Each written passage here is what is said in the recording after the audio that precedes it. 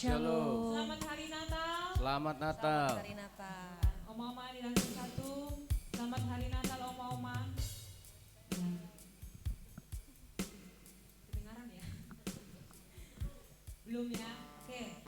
Sedang jemaat Tuhan, kita bersyukur di minggu-minggu terakhir di tahun ini kita setelah disertai Tuhan dengan sangat sempurna, kita bisa melewati berbagai musim, kita bisa melewati berbagai keadaan, baik suka dan duka, dan kita tahu bahwa karena Tuhan kita lah yang menolong, memberkati dan menyertai hidup kita. Biarlah segala pujian dan kemuliaan dan ucapan syukur kita naikkan kepada Dia, Allah yang setia, Allah yang berkuasa dalam hidup kita. Kau tetap Allah. Mari kita sama-sama naikkan pujian.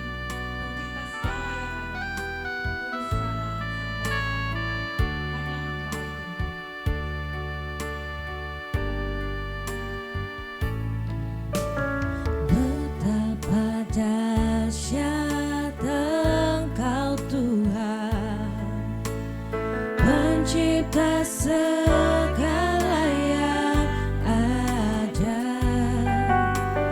dulu sekarang sampai hanya Engkau Tuhan. Betapa dahsyat Engkau Tuhan, pencipta segala yang ada, dulu sekarang sampai selamanya. Hanya Engkau Tuhan, tak terselami pikiranmu, tak terukur panjang setiamu, dulu sekarang sampai selamanya. Hanya Engkau Tuhan, ku sembah Engkau Yesus, hanya Engkau Allah di hidupku, tiada yang lain, hanya Engkau Tuhan selamanya. Kau tetap Allah walau dunia semua bergoncang, tak tergoyahkan, kau tetap Allah.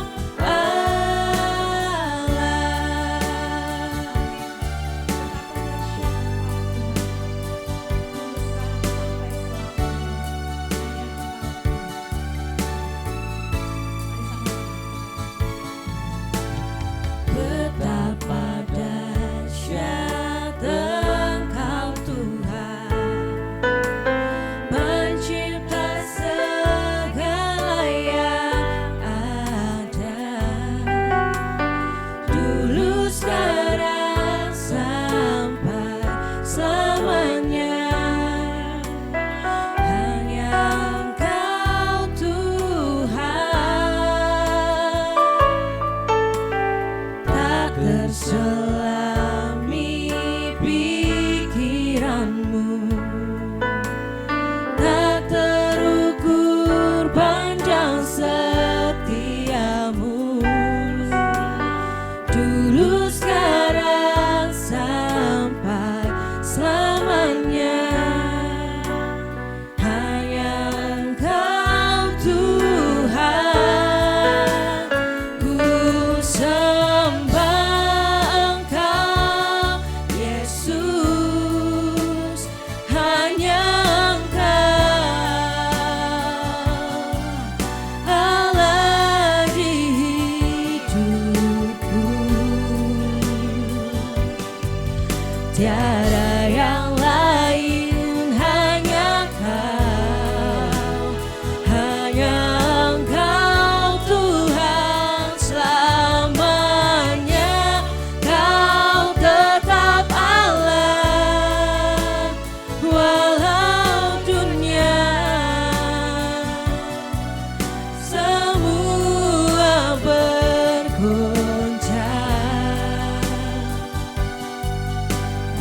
tergoyahkan, Kau tetap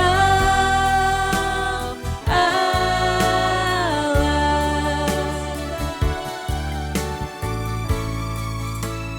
Ku sembah Engkau Yesus, hanya Engkau Allah di hidupku. Tiada yang lain, hanya Engkau, hanya Engkau Tuhan.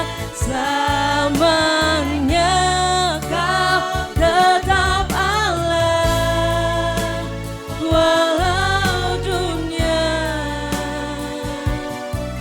semua bergoncang,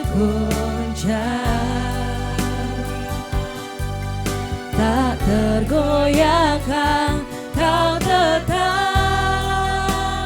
Allah. Kau tetap Allah. Kau tetap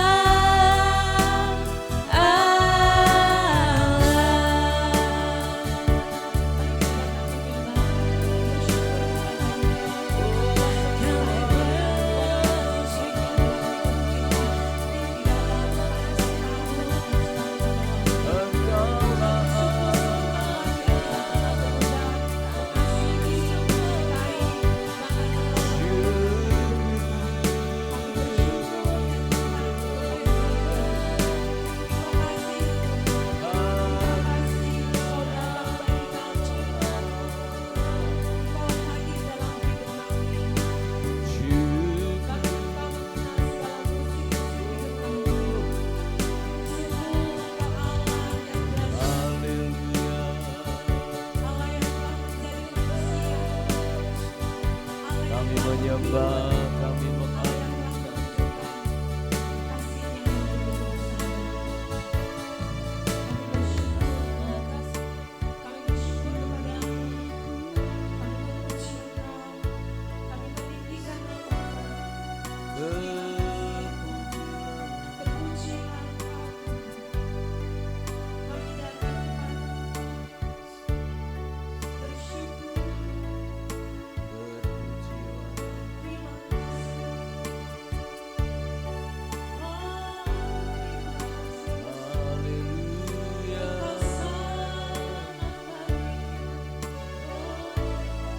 Terima kasih Tuhan.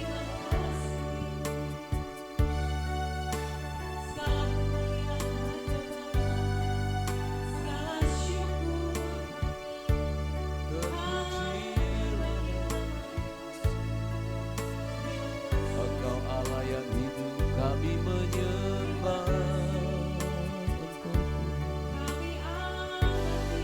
Kami menyanjung nama-Mu Tuhan.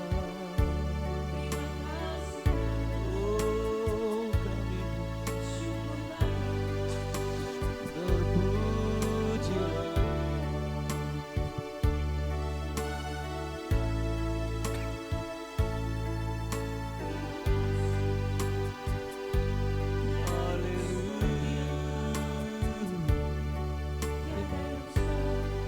Engkau sungguh baik. Terima kasih.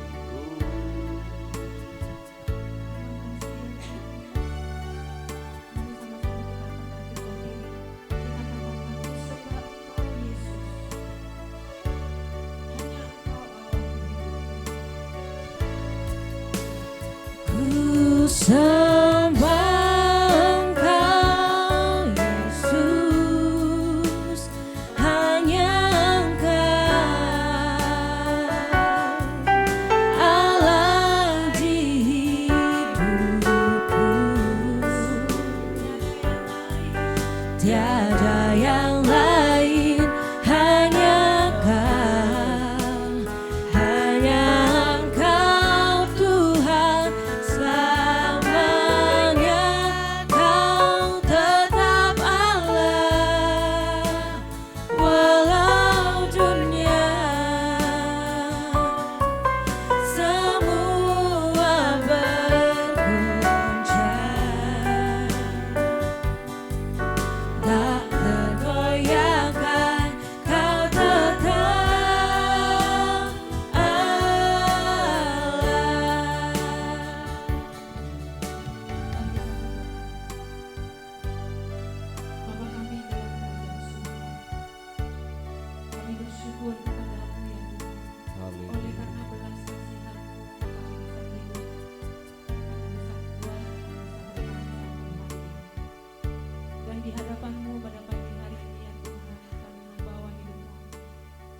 keperdosaan kami kepada-Mu, kegagalan kami dalam mengasihi Engkau. Ampunilah kami ya Tuhan. Sesungguhnya kami manusia yang tidak layak untuk menerima segala kemurahan-Mu.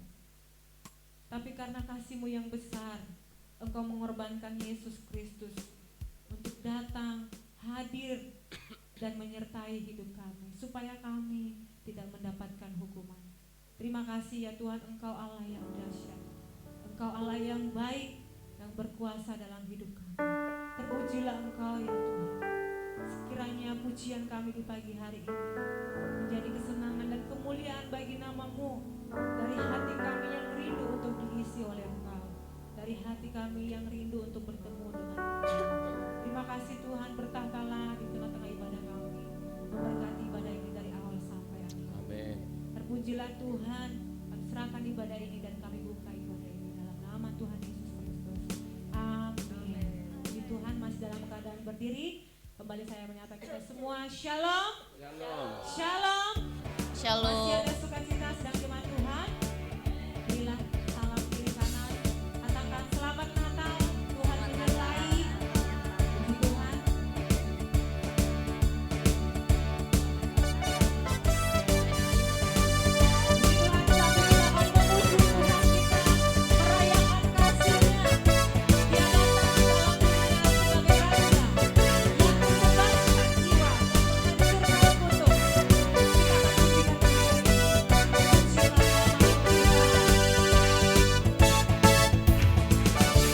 Terpujilah nama-Mu Tuhan, kuat dan penuh kemuliaan. Satu suara kami nyatakan, kebesaran-Mu tetap selamanya. Terpujilah nama-Mu Tuhan, ajaib dan penuh keagungan. Satu hati kami nyatakan, kerajaan-Mu kekal selamanya.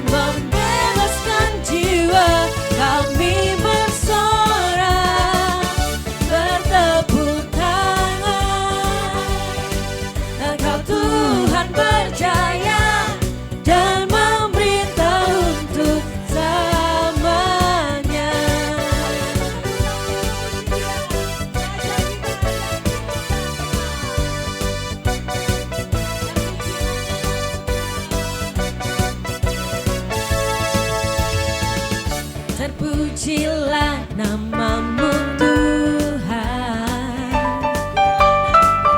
kuat dan penuh kemuliaan.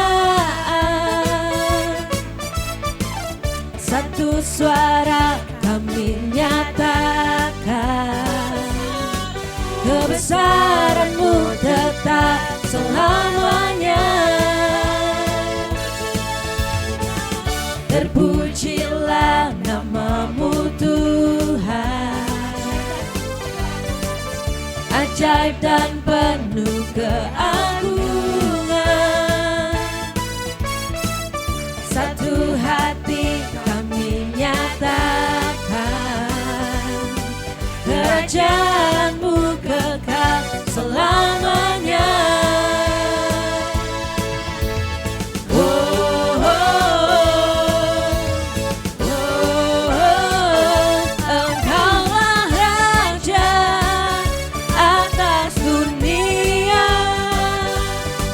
yang menghancurkan kutub dan membebaskan jiwa. Kami bersorak, bertepuk tangan. Engkau Tuhan berjaya dan memerintah untuk selamanya.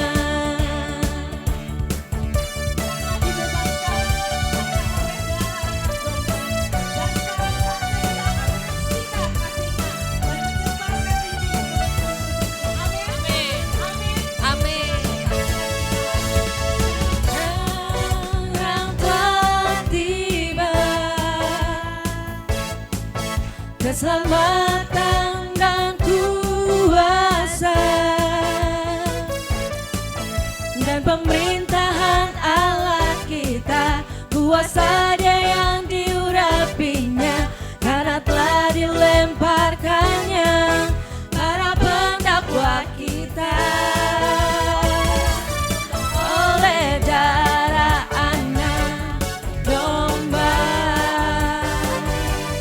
oleh kesaksian kita,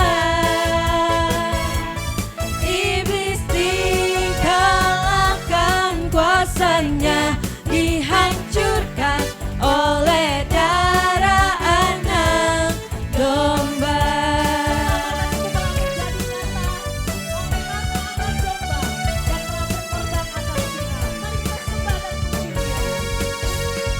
Sekarang telah tiba keselamatan dan kuasa dan pemerintahan Allah kita. Kuasa Dia yang diurapinya, karena telah dilemparkannya para pendakwa kita. Oleh darah anak domba, oleh kesaksian kita, iblis dikalahkan, kuasanya dihancurkan oleh darah anak domba. Oleh darah anak domba, oleh kesaksian kita, iblis dikalahkan, kuasanya dihancurkan oleh darah anak domba. Oleh darah anak, oleh darah anak, oleh darah anak domba.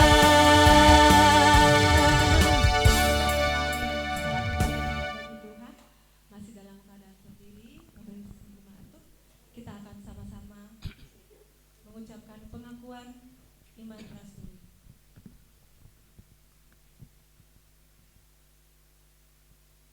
Pengakuan iman rasuli.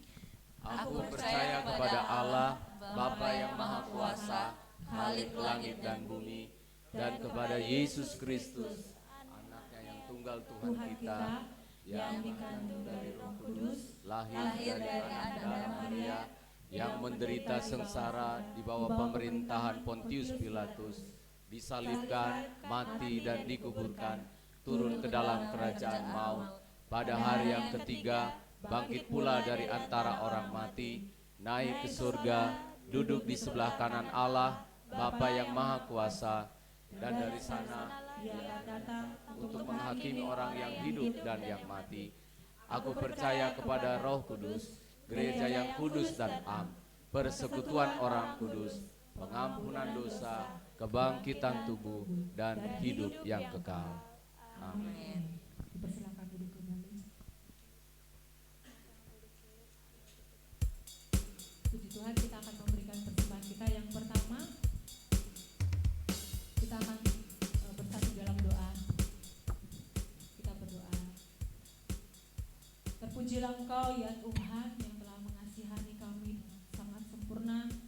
kasih-Mu yang kekal, sehingga berkat-berkat-Mu Engkau telah jamin, bahkan bukan hanya hari ini, tapi masa depan kami semua ada dalam tangan-Mu ya Tuhan.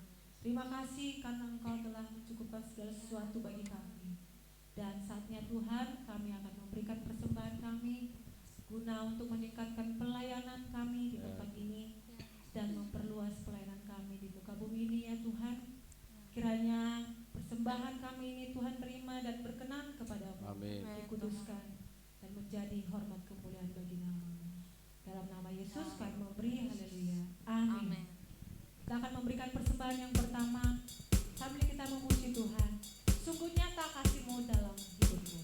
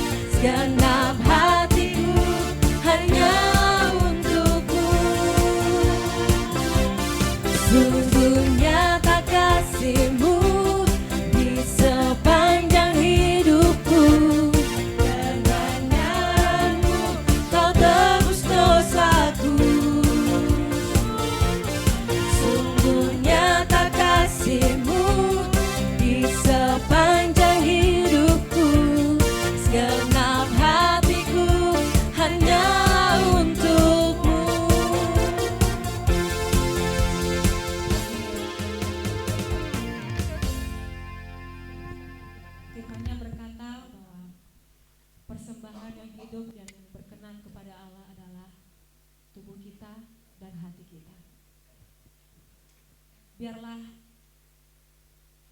di akhir tahun ini menjadi refleksi bagi kita, atau setiap kita mengingat kembali seberapa besar dan seberapa seringnya kita memberikan hati dan hidup ini menjadi persembahan yang berkenan kepada Tuhan. Dan bila kita mendapati diri kita masih terlalu jauh dari firman Tuhan itu, dan biarlah kita mengambil komitmen yang baru di tahun yang baru, bahwa hidup kita persembahkan sebagai persembahan yang berkenan kepada Tuhan. Sedang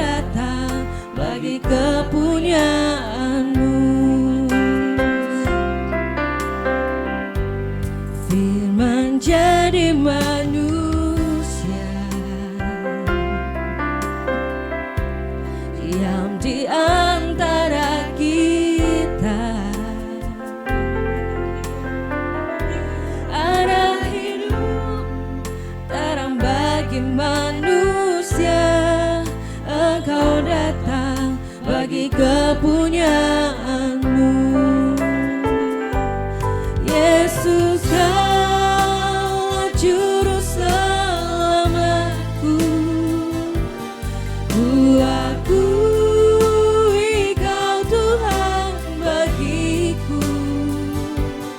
Kau terang bagi saat gelapku, Kau pintu bagi setiap jalan. Yesus Kaulah juru selamatku, ku akui Kau Tuhan bagiku. Kau terang bagi saat gelapku, Kau pintu bagi setiap jalan. Yesus Kaulah juru selamatku, ku akui Kau Tuhan bagiku. Kau terang bagi saat gelapku, Kau pintu bagi setiap jalan.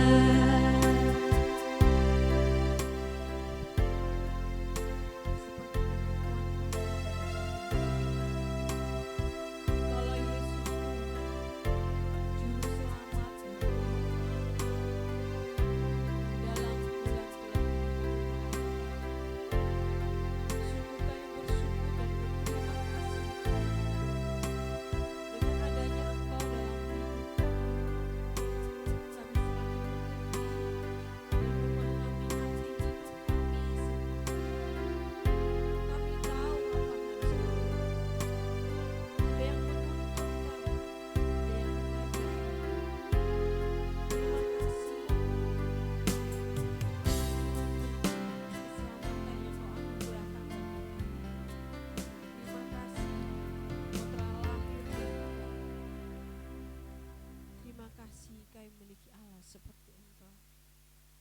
Dan kami juga rindu Tuhan, bukan hanya cukup berterima kasih saja, kami juga rindu bisa melakukan setiap firman Tuhan yang kami dengarkan. Biarlah firman itu bisa berbuah di dalam hidup kami, menghasilkan buah untuk diri kami sendiri, memberikan perubahan dalam sikap-sikap kami setiap tahunnya. Bahkan kami rindu Tuhan, pribadi kami tahun ini akan berubah dan kami lebih baik lagi untuk tahun depan. Berbicaralah Engkau melalui firman-Mu Tuhan. Bekerjalah kepada setiap kami. Kerjakanlah hati kami, pemikiran kami, dan kekerasan hati kami, kesombongan-kesombongan kami Engkau hancurkan. Sehingga setiap firman itu menghasilkan buah yang baik bagi kami. Tuhan, kami tidak mau menjadi orang Kristen yang biasa-biasa saja. Kami mau memiliki iman yang teguh di hadapan Engkau. Kami mau memiliki iman yang matang di hadapan, iman yang kuat menghadapi tantangan, iman yang selalu berseru kepada Tuhan dalam kondisi apapun. Kami ingin memiliki iman seperti itu. Sebab itu Tuhan, mampukanlah kami dengan kami mendengarkan firman-Mu, berikan kami hati yang terbaik. Berbicaralah Tuhan melalui Bapak Gembala, berbicaralah kepada setiap kami, sehingga setiap firman yang kami dengarkan pagi hari ini menjadi iman di dalam kami. Terima kasih Bapa, dimanapun kami duduk saat ini, baik Omoma yang di lantai 1, dalam keterbatasan pun, Roh Kudus akan mampu menyampaikan pesan-Mu kepada setiap kami. Biarlah Roh Kudus bekerja sepenuhnya. Kami terima dengan ucapan syukur firman-Mu dalam nama Yesus. Haleluya. Amin.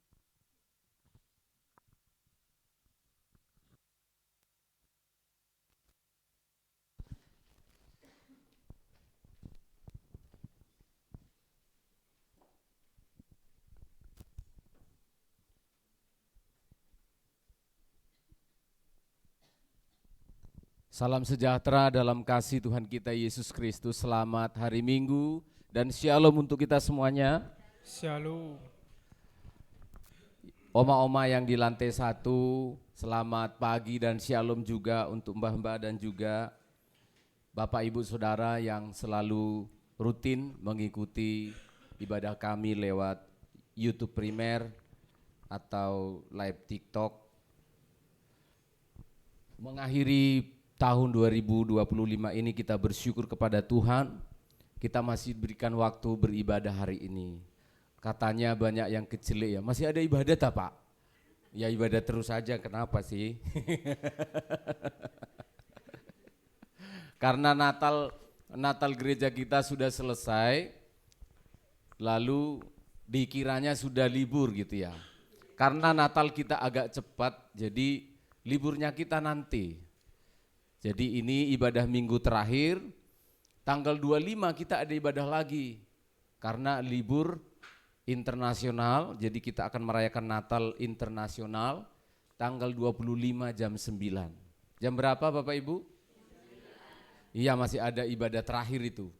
Yang terakhir kali itu ibadah tutup buka tahun. Tanggal 28 tidak ada ibadah karena kita istirahat, baru kita ketemu di tutup buka tahun supaya kita doa bersama dulu sebelum tahun baruan. Kita ibadah di sini malam hari jam berapa Bu Gembala? Jam 6 sore sampai kira-kira setengah 8, kita doa bersama, lalu kita pulang masing-masing ke rumah kita masing-masing gitu ya. Tapi di pastori, di rumahnya Bapak Gembala, kaum muda ngumpul katanya. Ya, ngumpul untuk ganggu tidur. Tahun baruan, jadi nanti anak-anak muda habis ibadah dari sini langsung ke pastori di Swan Regency. Di sana kita akan ada merayakan tahun baru bersama. Katanya ada apa yang mau dibakar gitu ya.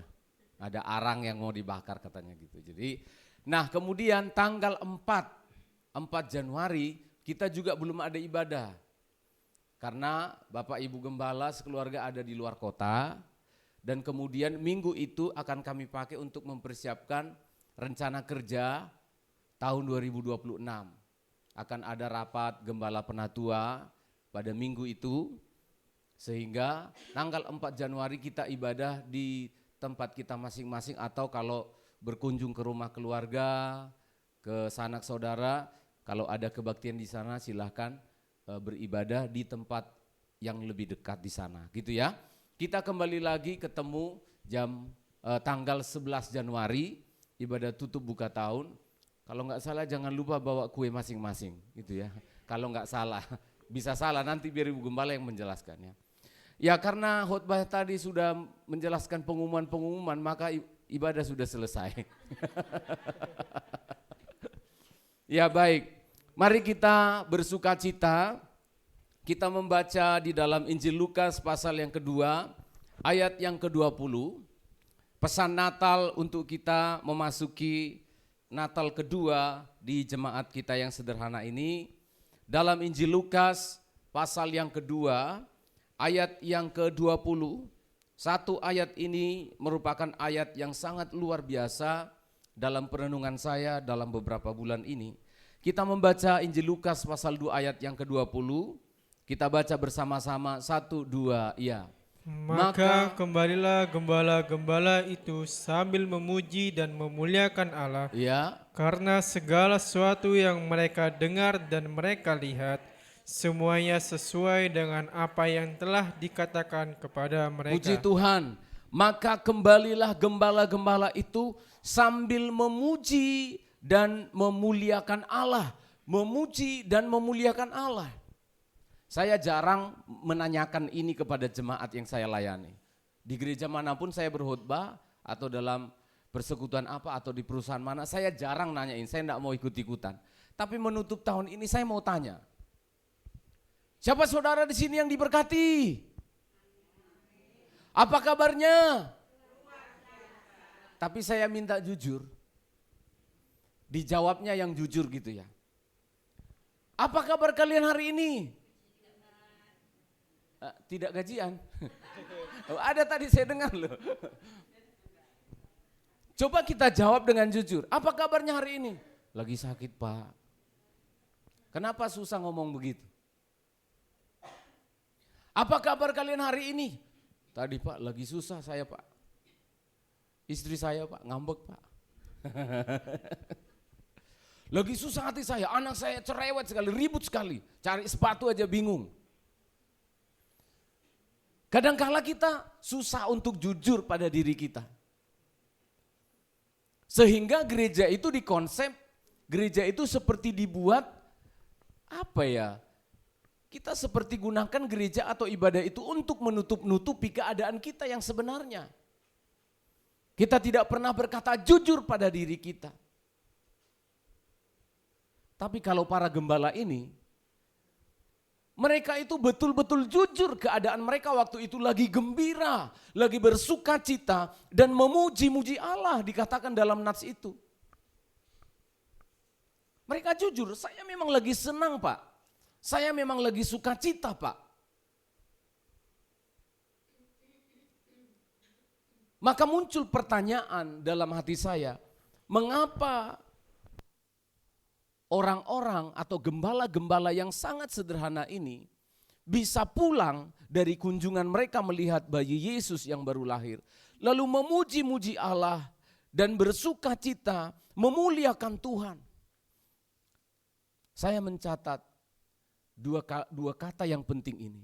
Para gembala-gembala ini kembali dengan bersuka cita memuji dan memuliakan Allah. Inilah roh, inilah spirit yang sudah hilang dari gereja. Memuji dan menyembah Allah. Di beberapa tempat kalau pendeta sudah mulai berbicara, siapa di sini yang diberkati Tuhan? Angkat tangan. Siapa yang mau sukses? Angkat tangan. Siapa yang mau bahagia? Angkat tangan. Tapi saya melihat para gembala-gembala ini tidak melihat kesuksesan setelah pulang dari kunjungan itu lalu hidupnya sukses. Lalu hidup mereka berubah dari gembala-gembala upahan menjadi manajer. Tidak. Tapi mereka pulang dengan bersuka cita, dengan gembira. Maka saya coba mencari tahu apa yang menjadi alasan dari para gembala-gembala ini. Sehingga mereka bisa memuji dan menyembah Allah. Dua kata ini hilang dari gereja. To praise and to glorify. Memuji dan memuliakan Allah itu sudah hilang dari gereja. Kebanyakan gereja sekarang orang datang ke gereja to take, mengambil. Taking, tidak lagi giving. Memuji, memuliakan Allah itu memberi, giving, memberi. Sekarang berubah, orang-orang datang ke gereja taking. Dapat berkat apa nanti ya? Supaya masalahku selesai ya, supaya utangku bisa selesai ya, supaya dari miskin jadi kaya ya, supaya dapat jodoh ya, supaya mengambil terus. Ini mental yang jelek sekali. Harusnya saya malu sebagai pendeta, sebagai rohaniawan. Harusnya kita malu sebagai orang-orang yang nyaman datang beribadah kepada Tuhan setiap minggu. Tetapi mentalnya kita selalu mental yang bukan identitas dari orang Kristen. Taking, mengambil terus, mengambil. Ngapain datang ke gereja Bu? Ya supaya saya diberkati Tuhan. Ada yang salah dengan itu Pak Pendeta? Bisa salah, tidak keliru tetapi bisa salah kalau kita pengertian kita sudah dicekoi. Datang ke gereja untuk diberkati, supaya diberkati. Bukan. Kita datang ke gereja membuktikan bahwa kita telah menerima berkat dari Tuhan. Amin. Maka kita datang ke gereja untuk memuji Allah, untuk memuliakan Allah. Saya rindu gereja kita ini di tahun 2026 menjadi gereja yang memuji dan menyembah Allah. Praise and worship-nya diperbaiki. Mental sidang jemaat itu diperbaiki. Datang ke gereja, ngapain ke gereja? Aku ingin menyembah Dia. Para gembala ini, kami mau datang menyembah Dia. Saya perhatikan di sini saudara, saya ingin menjelaskan bahwa para gembala-gembala di sini betul-betul gembala-gembala wedus. Wedus itu kambing, domba. Ini bukan gembala-gembala jemaat pendeta seperti saya yang pakai jas ini, bukan. Mereka ini adalah gembala-gembala upahan. Sudah upahan, outsourcing lagi. Outsourcing itu apa Pak Pendeta? Kontrak. Jadi kadang 1 bulan, jadi musiman. Kalau orang ini nganggur di sana, ya sudah kamu jadi gembala musiman. Lalu tidur di padang, menemani domba-domba, karena padang rumput dengan rumah itu jauh, makanya tuannya itu membayar orang untuk nginap di sana, supaya besok pagi domba-dombanya langsung makan melahirkan gemuk, anak-anaknya dibawa dijual, gitu terus. Jadi para gembala-gembala ini adalah orang-orang yang sangat-sangat sederhana.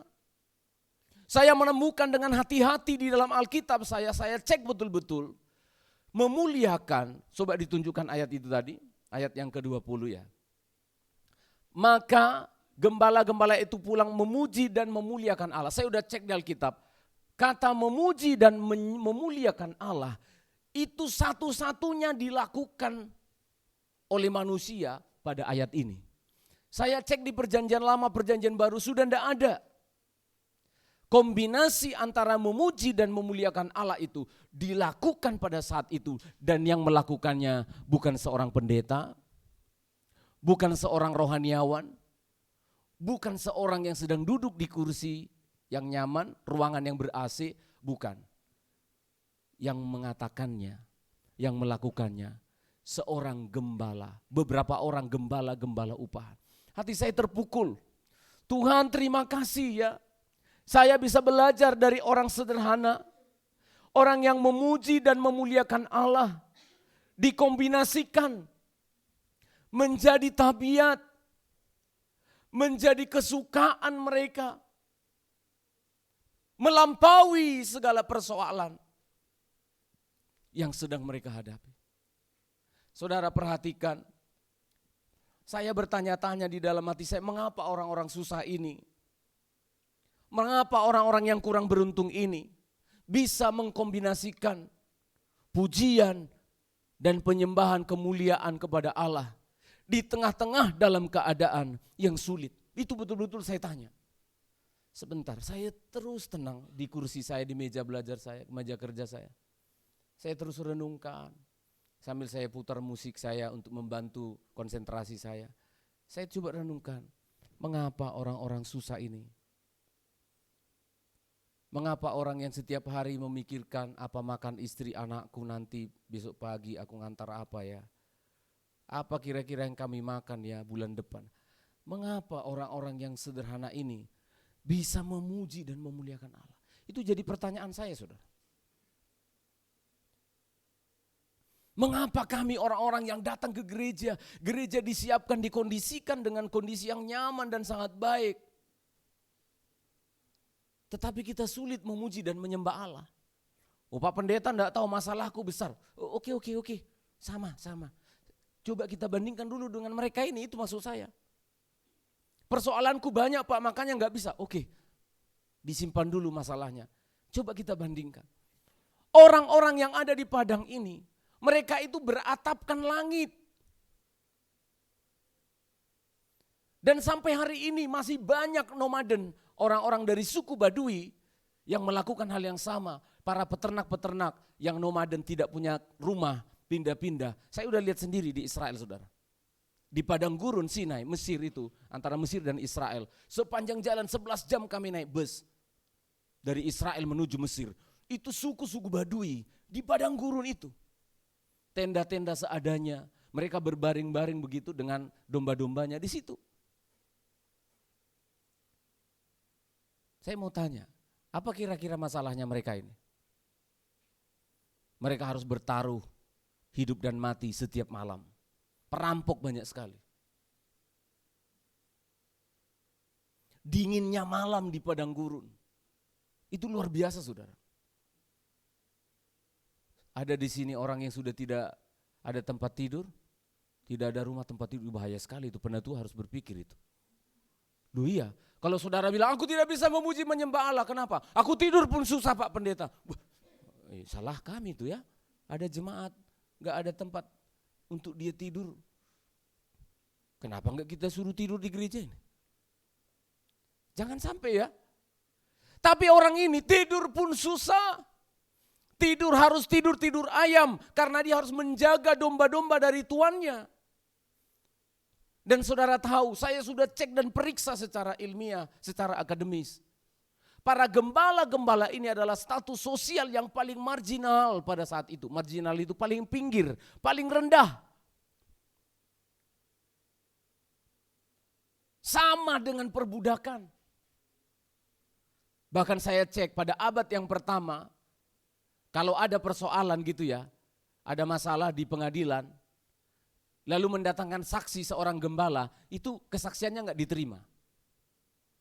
Walaupun dia melihat pembunuhan itu, kesaksiannya itu tidak valid. Bayangkan.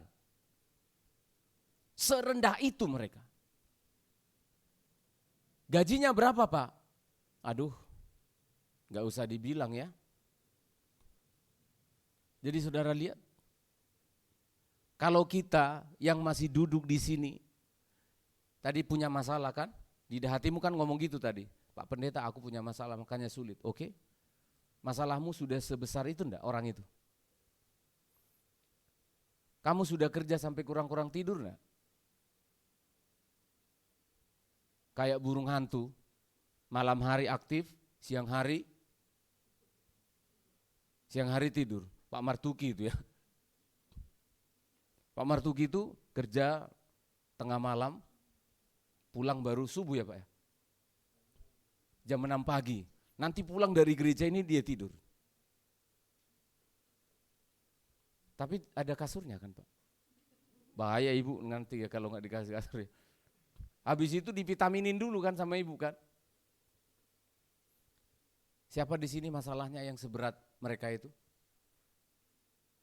Untuk hidup sehari-hari itu seperti berhitung antara hidup dan mati. Tapi mereka memuji Allah.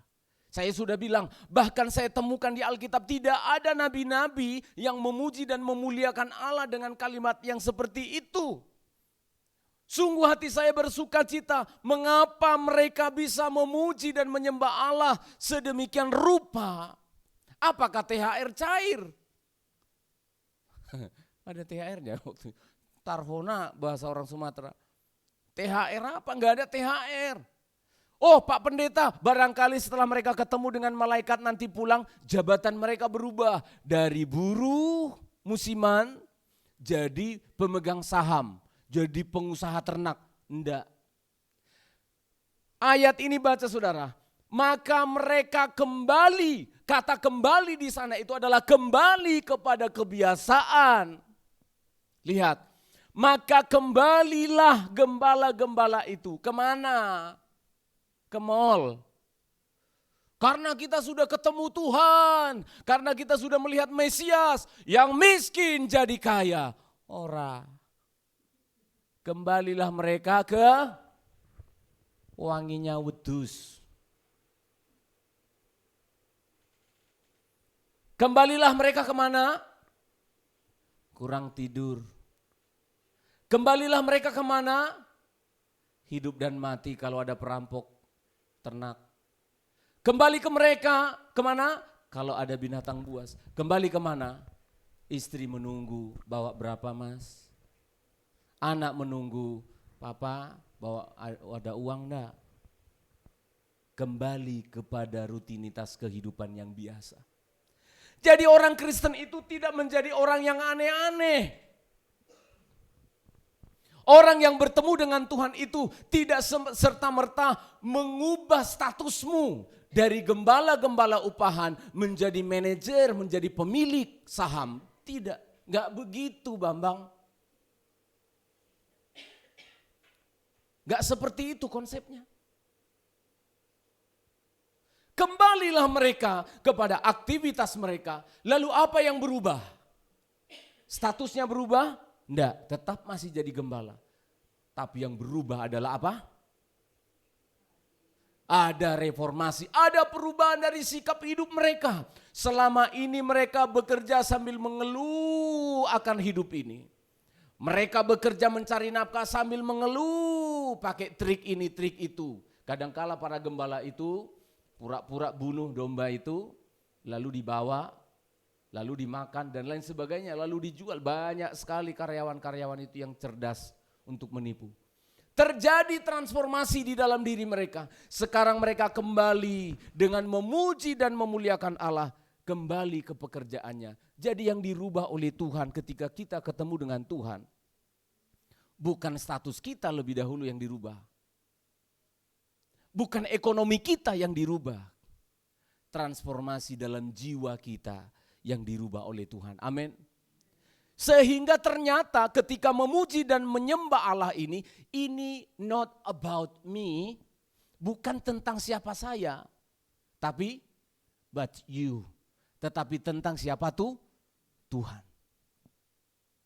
Saya ulangi, ketika kita bicara memuji dan memuliakan Allah, itu bukan tentang siapa kita. Bukan. Oh kalau orangnya pintar nyanyi, oh kalau orangnya nyamak kaya, oh orangnya kalau begini. Tidak, ini tentang Allah. Ini tentang Tuhan. Itulah yang membuat mereka bersuka cita dan bergembira, memuliakan Allah. Kembali lagi ke aktivitas mereka jadi karyawan, kembali lagi mencari nafkah. Biasa aja jadi orang Kristen, biasa aja. Tidak menjadi aneh-aneh. Saya sedih sekali ketika menemukan banyak anak-anak Tuhan yang aneh-aneh. Dan ujung-ujungnya saya udah tahu, orang ini akan terjerembab begitu parah. Dan di panti kita ini saya udah melihat, orang datang, saya lihat kok lebih rohani dari pendeta ini. Wah, kalau sudah doa begini, angkat, kalah sama dari ibu gembala. Rohani sekali kelihatan. Bahasanya rohani sekali. Shalom, haleluya, haleluya. Tapi semuanya ternyata apa? Kamuflase, hanya di awang-awang. Dia kira ketika datang kepada Tuhan itu yang berubah itu cara ngomongnya jadi berubah. Bahasa-bahasa yang dipakai jadi berubah. Kalau beribadah itu kelihatan paling menonjol. Enggak, itu Farisi. Ketika kita mengalami perjumpaan dengan Tuhan, yang diperbaiki itu adalah inside, di dalam. Makanya gereja kita namanya apa? Masih ada yang belum tahu nama gerejanya? Parah kali, udah 1 tahun. Gereja kita namanya GPT Healing in, pemulihan dari dalam. Disembuhkan dari dalam. Setiap para pelayan Tuhan di sini 7:30 berdoa setelah amin. Healthy inside, bright outside. Selalu ngomong itu moto gereja kita. Healthy inside, bright outside. Sehat di dalam, maka bercahaya keluar. Banyak orang mengkamuflase. Banyak orang mengira agama Kristen itu adalah apa yang kelihatan di luar. Enggak. Makanya saya dengan Ibu Gembala ini berupaya supaya sidang jemaat yang saya layani itu jangan takut ketemu dengan saya. Saya upayakan saya seperti hidup mereka. Kepada anak-anak muda saya upayakan saya seperti mereka. Supaya mereka jangan takut berbicara kepada saya. Supaya jangan ada gap. Karena itulah yang Yesus lakukan. Dia datang dari surga yang mulia. Raja di atas segala raja itu. Tetapi dia duduk dengan pemungut cukai. Dia duduk dengan orang sederhana. Dia duduk dengan anak-anak. Dia berbicara kepada ibu janda. Dia berbicara kepada wanita-wanita yang mengalami kesulitan-kesulitan hidup. Karena yang di dalam, yang dirubah oleh Tuhan. Para gembala-gembala ini mengalami transformasi yang luar biasa. Mereka telah melihat malaikat, mereka menjadi orang yang pertama diutus oleh Tuhan untuk memberitakan bahwa Yesus telah lahir kepada teman-teman mereka. Mereka adalah orang yang pertama menerima janji Allah. Ribuan tahun dinanti-nanti. Ternyata berita itu datangnya kepada para gembala. Hati saya bersuka cita. Ternyata Allah begitu memperhatikan orang yang sederhana. Amin. Kemarin ibadah terakhir di pos PI kita yang ada di Rungkut. Saya sangat terharu dan menangis. Ibadah terakhir di sana tadi malam. Saya katakan kepada jemaat saya cuma 2 orang di pos PI. 2 orang, anaknya 1, 3. Tapi saya layani setiap minggu. 1 tahun ini saya kasih tahu kepada mereka. Saya sungguh beruntung, saya sungguh berterima kasih. Karena ternyata berita Natal itu adalah berita yang sederhana. Saya udah jelaskan di jemaat ini, belum saya jelaskan ya. Inilah tanda ketika juru selamat itu lahir, ada 3 tanda katanya. Tanda yang pertama apa? Bayi. Tanda yang kedua, lampin. Tanda yang ketiga, palungan. Saya ulangi. Allah yang jadi manusia itu datang ke dunia dengan 3 tanda. Inilah tanda bagimu, kamu akan menemukan, para gembala bilang, kamu akan menemukan bayi dibungkus dengan lampin, dibaringkan di dalam palungan. Tanda apa ini saudara? Jackpot, grand prize, door prize. Apa ini? Tanda apa ini? Tanda kesederhanaan. Tanda kesederhanaan. Ingin bersuka cita merayakan Natal? Gak ada pohon Natal di rumah? Ora popo. Gak ada sate di rumah? Punten nopo-nopo. Ada THR? Gak apa-apa. Natal itu datang kepada orang-orang sederhana. Makanya saya katakan hati saya bersuka cita. Tuhan, kami bersyukur Tuhan. Saya ditaruh melayani Tuhan di daerah Sedati ini. Dan jemaat mula-mula saya adalah mbah-mbah itu yang di panti itu. Di ruangan di sebelah sana dulu kami ibadah. Beberapa orang. Dan saudara tahu saya sudah sarjana waktu itu. Saya berkhutbah, mohon maaf ya Ngea, saya tidak mempermalukan. Tapi inilah keuntungan saya. Lagi khutbah gini, kok ada aroma-aroma apa gitu ya. Gitu. Ada apa ini ya? Apakah ada parfum merek begini? Oh ternyata ada mbah-mbah itu yang BAB. Ya udah berhenti dulu khutbahnya, yuk bersihkan dulu. Lu itu saudara, saya kasih tahu kepada jemaat. Lagi khutbah gini, apa ada PDAM bocor di sini atau apa? Loh rupanya sudah ada sungai buatan. Iya ternyata mbah ini enggak mau pakai pamper. Jadi ya basah begitu. Iya saudara. Dan saudara tahu ketika itu saya renungkan. Betapa beruntungnya saya menjadi hamba Tuhan. Tidak semua hamba Tuhan diberi kesempatan kayak gitu. Supaya Bapak Ibu paham. Beruntungnya kenapa saya bisa menikmati keajaiban dari Natal itu. Karena Natal itu datang justru kepada orang-orang yang sederhana. Sesederhana para gembala-gembala yang ada di padang pada saat itu. Itu sebabnya jauhkan alasan-alasan untuk kita tidak bisa menyembah Allah. Buang alasan-alasan yang membuat kita aku tidak bisa memuji memuliakan Allah. Karena ini, karena itu, karena ini, karena itu. Ini bukan tentang kita saudara. Ini tentang perbuatan Allah kepada diri kita. Amin. Ya. Bukan tentang keadaan kita. Karena dia sendiri sudah datang di dalam kesederhanaannya. Kalau kita tidak bisa beli baju Natal, kalau kita tidak bisa makan opor ayam dan sebagainya, menyembah Tuhan tetap jalan. Amin. Saya rindu di tahun mendatang mentalitas ini kita akan bawa. 1 tahun ke depan kita akan menjadi orang-orang yang suka memuji dan memuliakan Allah. Karena ternyata yang memuji dan menyembah Allah itu bukan harus orang-orang tertentu. Tetapi justru dimulai dari orang-orang yang sederhana. Ayat yang ke-20 kita kembali membacanya. Ayat yang ke-20. Lukas 2 ayat yang ke-20. Maka kembalilah gembala-gembala itu sambil memuji dan memuliakan Allah. Alasannya apa? Karena segala sesuatu yang mereka dengar dan mereka lihat, semuanya sesuai dengan apa yang telah dikatakan kepada mereka. Mereka memuji dan memuliakan Allah karena segala sesuatu yang mereka dengar dan mereka lihat semuanya sesuai. Katakan jemaat sesuai. 2 ya. Sesuai. Sekali lagi sesuai dengan apa yang difirmankan. Ini kekristenan sejati. Mereka kembali kepada aktivitas mereka memuji dan menyembah Allah. Karena apa? Ada satu kepastian di dalam diri mereka. Ini kekristenan.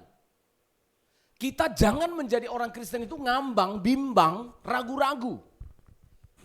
Harus ada kepastian. Ya, sesuai rupanya firman Tuhan itu dengan apa yang kami lihat dan apa yang kami saksikan.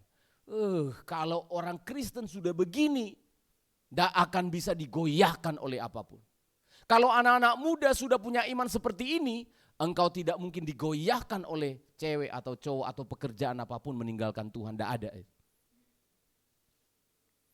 Mereka melihat karena segala sesuatunya sudah tepat sesuai dengan apa yang difirmankan oleh Tuhan. Jadi mereka memuji, memuliakan Allah itu karena Allah itu tidak pernah salah. Itu loh maksudnya. Karena ternyata khotbah-khotbah yang disampaikan di gereja itu tepat dan benar. Saya senang kalau ada jemaat itu yang punya hati, gak langsung gampang-gampang percaya. Saudara gak usah takut sama saya. Saya senang kalau ada jemaat itu jemaat yang kritis tentang khotbah. Malah senang, gak usah takut. Nanti Bapak Pendeta tersinggung. Enggak, jangan tersinggung. Jangan tersinggung. Tidak tersinggung. Malah senang. Supaya apa? Supaya jemaat ketika engkau tidak datang beribadah di sini, pas di luar kota, ibadah di tempat lain, kamu mendengar khotbah juga begitu. Benar enggak yang dibilang pendeta ini? Suka memeriksa dia. Saya kagum, gembala-gembala yang sederhana, pendidikannya tidak tinggi, tapi diamati. Oke, malaikat bilang pergi, nanti tandanya gini. Oke, kami pergi. Setelah sampai, ternyata para gembala ini lihat. Endi lampine. Loh iya, endi lampine. Lampin, mana lampinnya? Palungan. Jangan-jangan malaikat bilang di palungan, ternyata perak pinggannya. Oh ternyata kainnya kain mahal, katanya lampin. Enggak benar ini firman Tuhan ini. Kata pendeta begini, kenyataannya begitu. Saya senang kalau ada jemaat yang seperti itu. Kritis bukan karena tidak percaya, tetapi karena dia ingin memastikan imannya tidak goyah. Karena apa saudara? Iman yang teguh itu muncul dari mendengar apa? Firman. Saya ulangi ya jemaat. Supaya iman kalian itu teguh. Perhatikan, itu dari mendengar firman. Makanya waktu dengar firman kayak gini, momennya itu harus bagus. Karena iman itu muncul dari mendengar, maka telinganya harus dibikin bagus. Bila perlu setelah mandi pagi tadi, mau ke gereja agak dibersihkan. Ini beneran, karena iman muncul dari gendang telinga. Lu bener loh. Ayatnya ada itu dalam kitab Roma. Kalau gendang telinganya enggak bagus, gendang telinga ini dipengaruhi oleh mata. Kalau mata kita tidak fokus, gendang telinganya enggak bagus menerima suara itu. Maka pembicara juga nadanya harus naik turun. Enggak boleh enggak jadi iman nanti. Maka gendang telinganya harus bergerak, ada membran di dalam sana. Maka Roh Kudus akan bekerja, perhatikan. Roh Kudus akan bekerja dan menolong engkau beriman. Rahasia iman itu saintifik, bisa dijelaskan dengan ilmu pengetahuan. Maka cara mendengarnya harus diperhatikan, harus serius. Supaya apa? Supaya telinga kita ini peka, fokus. Sedang sudah fokus pun mata kita, fokus telinga kita, masih aja ada yang kelewat. Mereka ini mendengar teliti, ada 3 tanda ya, kucatat ini. Bayi, lampin, palungan. Mereka datang dilihat. Setelah dilihat, wow, terpujilah Tuhan. Ternyata firman Allah sesuai di lapangan. Ternyata firman Allah sesuai dengan kenyataan hidup kita. Maka pulanglah dia memuji-muji Allah. Tapi apa yang terjadi? Bisa tampilkan gambar di sini, di depan. Apa yang terjadi dalam dunia kekristenan? Banyak anak-anak Tuhan kecewa ketika pulang dari gereja. Banyak anak-anak Tuhan kecewa ketika pulang dari gereja. Kenapa? Yang dihotbahkan oleh pendeta tidak sesuai dengan kenyataan yang mereka hadapi. Emang pendeta khotbah apa? Yang miskin jadi kaya. Pendeta hanya mau mengenakkan telinga, bukan menumbuhkan iman. Telinga kita ini paling enak kalau bicara tentang yang daging-daging itu. Paling enak. Tapi saudara tahu, gambar yang di depan ini, itu adalah ada hin-hinnya di belakang itu. Kalau itu. Ini adalah keponakan seorang pendeta besar di Amerika yang belakangnya hin. Khotbahnya orang itu selalu apa? Selalu mujizat, selalu berkat, selalu kesuksesan, selalu ini. Pokoknya semuanya yang hebat-hebat. Dan di Indonesia banyak sudah pendeta-pendeta kayak gitu. Oknum ya. Saya kaget waktu COVID selesai itu. Saya masuk di sebuah live Zoom lewat YouTube waktu itu. Waduh, ratusan jemaat itu. Ayo semuanya, jika engkau ingin diberkati oleh Tuhan, ambil amplopmu, tulis. Saya tunggu sampai jam 2 siang, ditransfer, segera berlomba. Siapa yang duluan, siapa yang lebih besar, maka diberkati oleh Tuhan. Jangan tunggu lama-lama. Saya lihat dari YouTube itu ya, betul-betul saya perbesar ya, Zoom itu YouTube. Saya perbesar wajah mereka, saya perbesar wajah-wajah jemaat itu. Tuhan, saya lihat lagi. Polos-polos jemaat itu. Berlomba-lomba angkat amplop itu. Dan sudah ada angka-angka di sana. Sekian juta. Saya lihat wajah-wajah mereka. Dan itu anaknya pendeta terkenal. Kalian masih bisa cek di Indonesia. Yang kalau khotbah orang hahaha ketawa-ketawa, senang lihat orang ini. Saya lihat wajah-wajah jemaat itu saudara. Hati saya menangis saya. Mereka dihipnotis seperti ini. Mereka dibius. Dan setelah mereka selesai dari ibadah itu, mereka akan kembali lagi. Dan mereka akan meninggalkan Tuhan. Untunglah keponakan dari pendeta hin-hin ini menerima anugerah dari Tuhan. Lalu dialah yang mengkampanyekan, khotbah dari pamanku itu enggak benar itu. Khotbah-khotbah kesuksesan, teologi kemakmuran itu enggak benar. Karena membuat sidang jemaat seperti hidup di awang-awang. Banyak orang kecewa. Lebih baik kalian kecewa mendengar khotbah saya ini daripada engkau kecewa setelah keluar. Kemarin di Natal di sebuah gereja di Surabaya juga saya katakan, selamat datang. Dalam kekecewaan, dalam hatiku gini, lumayan. Ratusan orang hadir, lumayan tak bersihin otaknya kan. Loh iya beneran, saya gitu sekarang, lumayan. Karena banyak jemaat itu ditipu dan dirusak otaknya. Kayak ngefly gitu ya, ngefly ikut Tuhan itu ngefly. Wah ini nanti dapat ini. Enggak saudara. Enggak begitu. Gembala-gembala ini mengamati dan melihat, oh puji Tuhan, sesuai dengan faktanya. Khotbah Bapak Pendeta Stephen di gereja mengatakan, jadi orang Kristen itu pikul salibnya.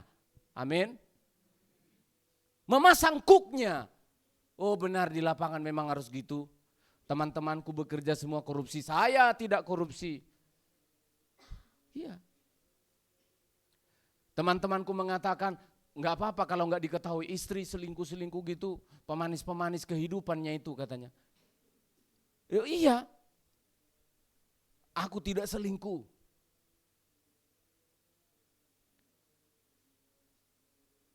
Yang membuat kita bisa memuji dan menyembah Allah, ketika kita bisa melihat kenyataan bahwa ternyata firman Allah itu ya dan amin. Maka kita doakan tahun depan, para pengkhotbah-pengkhotbah, ada ibu gembala, ada penatua kita. Tuhan tolong supaya mimbar ini membawa sidang jemaat itu jadi dewasa. Tadi dalam doa pembukaan, dalam doa firman Tuhan ibu gembala katakan, supaya kita menjadi orang-orang yang tangguh menghadapi kenyataan hidup seperti para gembala ini. Memuji memuliakan Allah, kembali lagi dalam kenyataan hidup. Kembali dalam kenyataan hidup, bekerja lagi, capek lagi, sulit lagi. Dan disitulah ketangguhan iman kita diuji. Banyak, saudara perhatikan, tanggal 25 Desember sudah dijadikan mualaf internasional. Saudara tahu itu? Tanggal 25 Desember jadi hari mualaf internasional. Maksudnya apa? Karena banyak iman-iman orang Kristen itu gampang digoyahkan. Karena apa? Mengikuti Yesus itu untuk mengejar berkat. Padahal agama lain lebih kaya dari dia. Nanti stres dia. Lu katanya aku jadi kepala bukan ekor. Tapi kok aku jadi cleaning service terus. Menangis dia. Saya bolak-balik katakan banyak orang lebih kaya dari orang Kristen. Karena memang tidak ada hubungan ikut Yesus itu dengan kekayaan. Tidak ada hubungannya. Kerja keras ada hubungannya dengan kekayaan, ya. Kerja keras, jujur, tekun, ada hubungannya. Tapi ikut Yesus tidak ada hubungannya.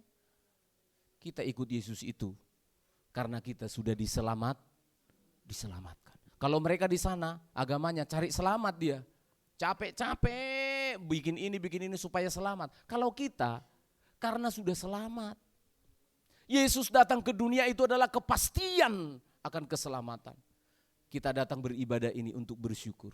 Nanti pulang lagi masih sama. Pak Yepta ngantar jemput orang sekolah lagi. Enggak pulang dari sini langsung punya sedati asri ini. Enggak. Saya kasih tahu enggak. Mungkin sampai kita dipanggil Tuhan pun enggak akan. Karena tujuan hidup kita bukan itu. Tujuan hidup kita adalah untuk memuji dan memuliakan Allah. Amin jemaat. Inilah pesan Natal yang saya sampaikan pada minggu kedua dari Natal kita. Sampai ketemu tanggal 25 besok lusa, kiranya Tuhan memberikan kita kesehatan dan kekuatan. Kita tundukkan kepala, kita berdoa. Bapa, terima kasih untuk anugerah-Mu yang telah menolong kami satu kali lagi merenungkan firman-Mu dan mengimaninya. Tolonglah kami Tuhan, agar kami menjadi jemaat yang jujur pada diri kami. Ketika kami sulit, kami berkata sulit. Ketika kami susah, kami berkata susah. Ketika kami sukacita, kami katakan sukacita. Ketika kami perlu pertolongan, kami butuh pertolongan. Tolonglah kami supaya menjadi anak-anak Tuhan yang suka memuji dan memuliakan Allah. Dalam keadaan sulit, dalam keadaan apapun. Karena semua ini tentang kebaikan-Mu, tentang keselamatan yang sudah Engkau nyatakan di dalam hidup kami. Kami akan kembali dari rumah-Mu ini bukan dengan pikiran yang salah. Kami akan kembali lagi ke aktivitas kami, ketemu lagi dengan persoalan, ketemu lagi dengan pergumulan hidup. Yang kami tahu iman kami sudah lebih kuat dibanding hari-hari kemarin. Terpujilah nama-Mu atas firman Allah. Dalam nama Yesus Kristus kami bersyukur, haleluya. Amin, amin.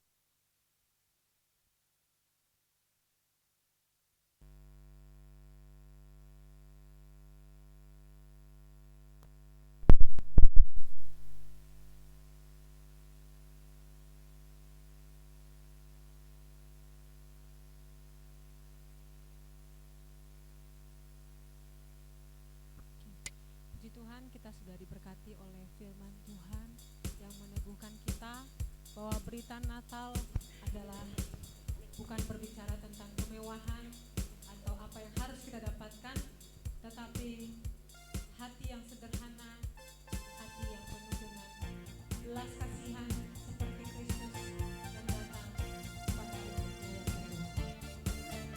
Puji Tuhan, kita akan memberikan persembahan kita yang kedua. Kita akan pujikan pujian sungguh nyata kasih-Mu sepanjang hidup.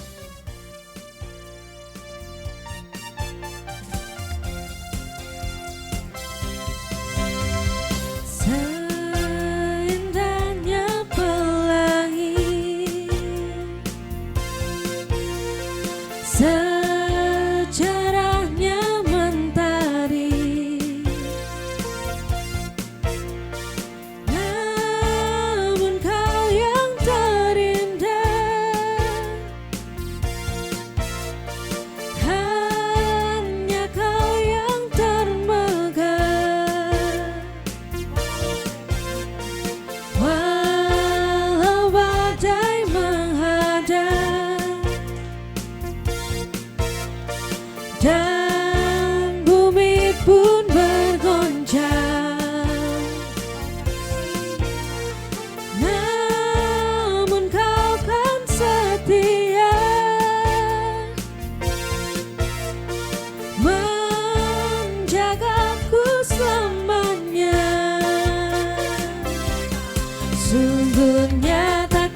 kasih-Mu di sepanjang hidupku.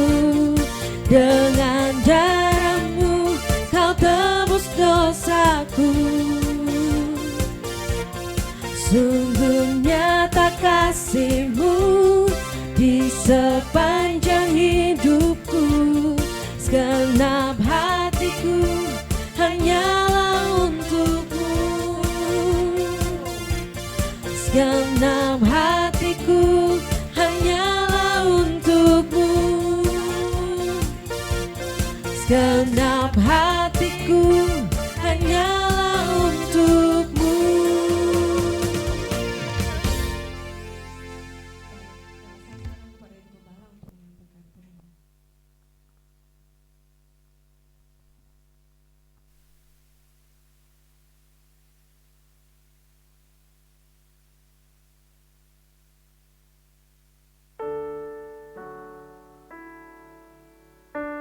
Pengumuman untuk kita sepanjang ibadah 1 bulan sama tahun depan ya, tolong diperhatikan. Hari Minggu, bukan hari Minggu, tanggal 25 Desember kita ada ibadah di tempat ini jam 9 pagi. Ya, tanggal 25 Desember kita ibadah di tempat ini jam 9 pagi dan kita ada kegiatannya tukar kado ya. Jadi setiap kita jemaat Tuhan, setiap orang personal, setiap orang bawa kado senilai 15.000 ke atas ya. Isinya apa, Bu? Boleh sembarang apa saja boleh kok ya. Boleh isinya apa boleh, terserah ya. Nanti dibungkus di kertas coklat aja ya, nanti akan ada yang bantu di depan. Nah, kado-kado yang akan diterima nanti setelah kita ibadah itu jangan bubar. Jadi nanti kita setiap orang punya nomor, silakan ngambil kadonya di depan ya. Jadi 15.000 minimalnya, baru nanti dibungkus kado warna coklat. Bungkus coklat tahu ya, maksudnya bungkus parcel itu loh, bungkus paket-paket itu ya. Nah, supaya nggak ketahuan itu kadonya siapa. Kita kumpul di sini setiap orang. Nanti setelah ibadah jangan buyar dulu, kita akan ngambil kado sesuai dengan nomor yang Anda ambil. Nanti akan ada yang bantu di penerima tamu. Ini berlaku untuk kita juga, termasuk Om-Om yang di lantai 1 ya, untuk semuanya. Jadi karena setelah sekian tahun baru kali ini kita beribadah tanggal 25. Biasanya tanggal 25 kan kita libur ya. Tanggal 25 biasanya kita tidak ada ibadah. Jadi untuk tahun ini tanggal 25 Desember datanglah dengan dress code Natal. Maksudnya boleh merah, hijau, terserah, pokoknya yang meriah lah. Datanglah dengan sukacita. Bu, bisa bawa tetangga saya? Boleh, silakan bawa tetangga, anak-anak yang berkunjung. Silakan, kita akan berada di tempat ini beribadah di Natal tahun 2025 ya. Kemudian pada tanggal 28 tadi sudah dikasih Bapak, 28 kita tidak ada ibadah di sini ya. Kita libur, tidak ada ibadah di gereja ini. Silakan Bapak Ibu Saudara mungkin yang mau beribadah ke rumah, ke tempat teman, tetangganya atau saudara, silakan. Kita akan kembali beribadah pada tanggal 31 Desember, tutup buka tahun jam 6 sore di tempat ini ya. Kemudian setelah itu nanti saya umumkan lagi untuk ibadah kita untuk tahun mendatang. Itu aja pengumuman yang bisa kami sampaikan. Nanti di grup akan saya sampaikan lagi untuk lebih jelasnya kepada kita. Terima kasih. Kita berdoa.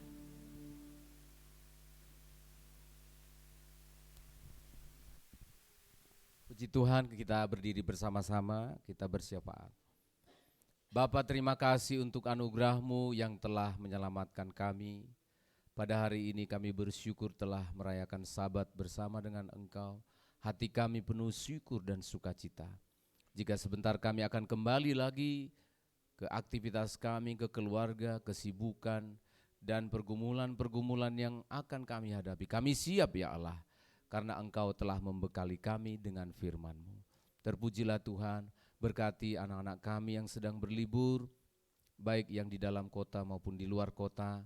Berkati umat-Mu yang sedang ujian, anak-anak-Mu yang masih ujian akhir. Engkau memberikan hikmat dan kecerdasan.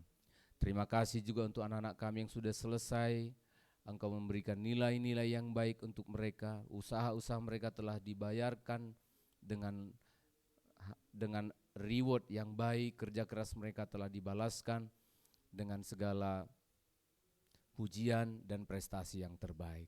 Terpujilah Tuhan untuk semuanya.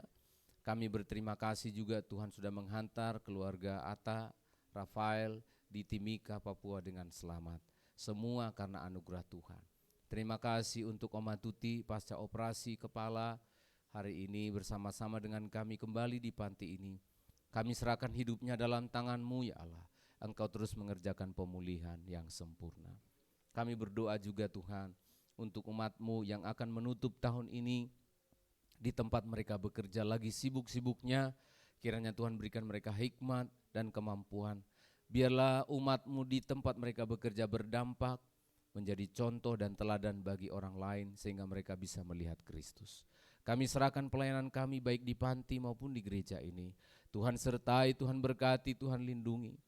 Jadikan kami berkat di lingkungan yang ada di Sedati Asri ini Tuhan.